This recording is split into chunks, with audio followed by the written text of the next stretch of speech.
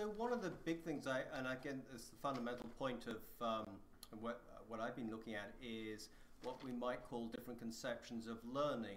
And the reason why this actually becomes important is because unlike any social interaction you care to think about, you come to a social interaction with you perhaps as a teacher or a leader of a community, come to interaction with a set of beliefs, a particular outlook and a set of goals.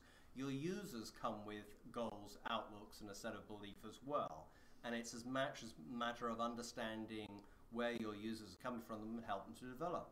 The key conception that your users have is a conception of learning as getting.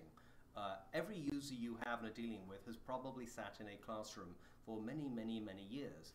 They probably have all sorts of qualifications that come with it. So they have a very, what we might call traditional way of looking at learning.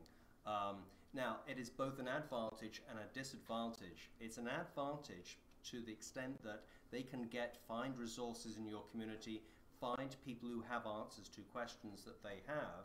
These things are highly valuable and your users will understand.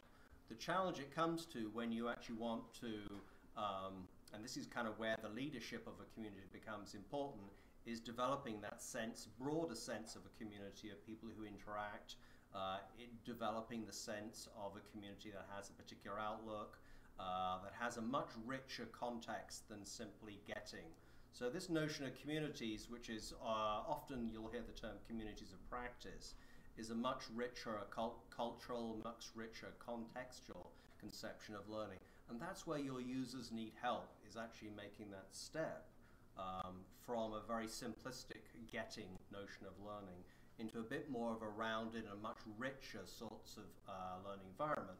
So again, the tools that are in something that we've got here that, again, Murray and Terry are doing with AssociCom are the basis of starting to do that sort of thing.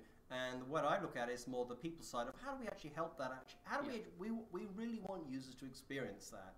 We can all talk about, I can stand as I am, sit rather as I am here today, talking about something, but it's very abstract. The very important thing is for your users to actually experience that, and part of the job of a sort of community leader is to develop some paths that allow users to easily experience these things in the early days.